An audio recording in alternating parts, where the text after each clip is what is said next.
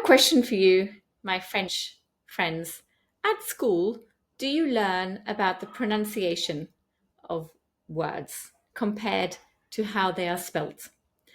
I'm wondering this because I think a lot of people don't know that the letters that are written are not necessarily the way they are pronounced. And I'm here to tell you that just because it is written with this vowel doesn't mean it's pronounced with this vowel.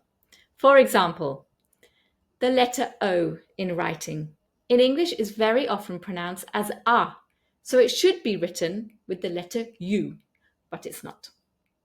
For example, words like come, done, some, money, honey, mother, brother, oven, these are all pronounced with the sound A, not the O that you see in the writing.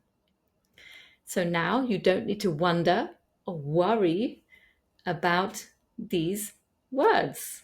And by the way, if you do pronunciation coaching with me, we do look at spelling and pronunciation, if that's what you want to do.